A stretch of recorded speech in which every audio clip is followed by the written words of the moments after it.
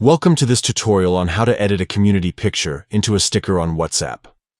With WhatsApp's latest updates, customizing your community profile has never been easier.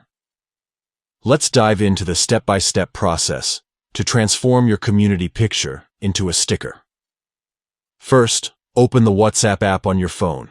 Once you're inside, locate the Communities tab at the bottom of the screen and tap on it. This will bring up all the communities you're part of. Select the community whose picture you want to edit. Next, look towards the top right corner of your screen. You'll see 3 dots. Tap on them to open additional options. From this menu, select Community Info. This will take you to a page with all the details about your chosen community. On the Community Info page, tap on Edit Community Info. Here, you'll find an option to edit the current picture. Tap on the existing picture, and a new menu will appear with several customization options. Select Emoji and Stickers from this menu. Now comes the fun part. Browse through the available stickers and choose one that fits perfectly with the vibe of your community.